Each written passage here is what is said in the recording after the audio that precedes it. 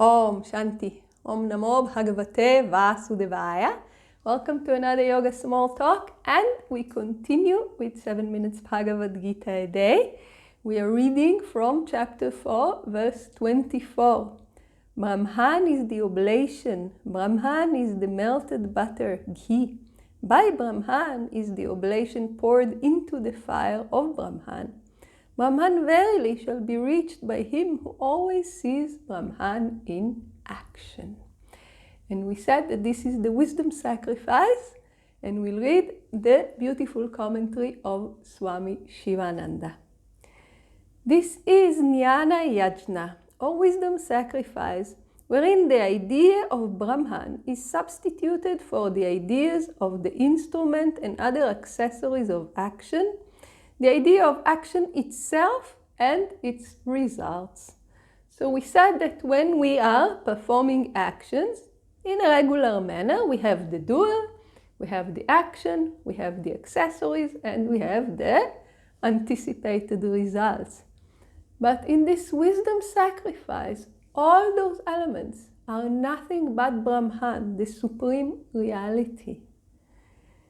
When a sage is doing action, the sage doesn't have this concept of duality. I am doing, and this instrument is different, and this fire is different, and so on and so forth.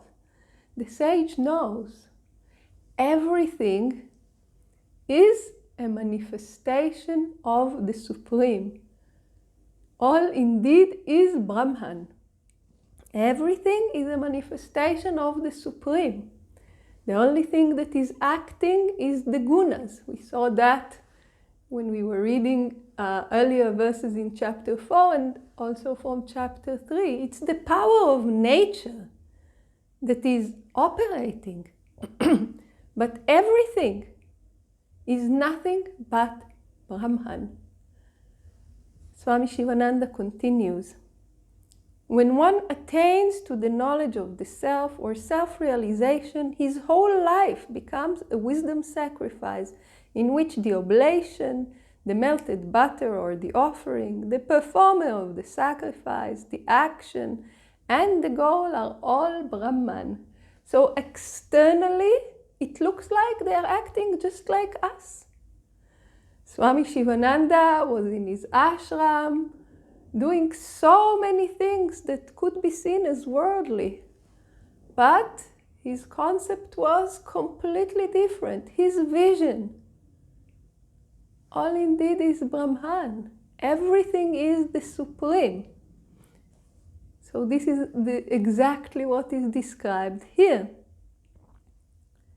He who meditates thus wholly upon Brahman shall verily attain to Brahman. So this is the promise here. If we do this meditation, if we see that everything is the Supreme, we will reach the Supreme. Instead of thinking, I am doing with those instruments and so on and so forth, everything is a manifestation of one Supreme reality. This is the message here. This is the vision of the sage. So when the sage is acting in this way, no karma can be generated because there is no doer. There is nothing for the karma to attach itself to, like we mentioned before. But for us, as we said, the life of a saint is the practice of the aspirant. So for us, we are aspiring.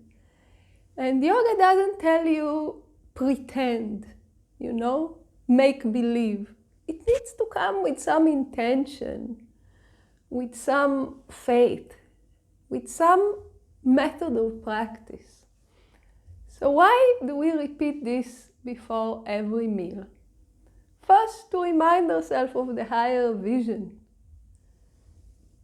Everything that we are doing, everything that is existing is nothing but the Supreme Reality. But here is a beautiful way to spiritualize your meals. And Swami Shivananda says Spiritualize your life little by little by little. Soon you will gain a lot of progress. So here is a way to spiritualize our meal. What is eating? After all, we have the body. This body can be considered as the temple because we say that the Lord dwells in our heart. So the body is the temple. And in this temple there is a lit fire, Agni, the fire of digestion. And to this digestive fire we are offering the oblation, the food. So instead of, sometimes some of us actually take ghee, but any food that we take, we are offering to the sacrificial fire that is lit in the body temple. So if every time I eat, instead of thinking thoughts of gluttony and, what can I eat more, what can I eat less, maybe this will get me fat, maybe. Of course, we need to stay healthy, but after we took care that we'll have healthy food and, in the right portions, we sit down for the meal. First, we bring the Bhagavad Gita into our minds, which is already great purifier. And then we say, what is this eating? I am maintaining this body temple. This is what this eating is for. And as I'm doing it, I should be doing like I'm doing things in a temple. Very mindfully. Everything should be clean.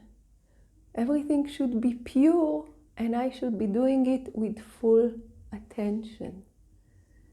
So if we are doing the action of eating with this intention in mind, that it will be as pure, and with the intention of a ritual, we spiritualize the action of food, and we benefit from a good meal in good energy and spiritual purification on the way. So this is why this verse is repeated, and it's a very beautiful practice that you can also do.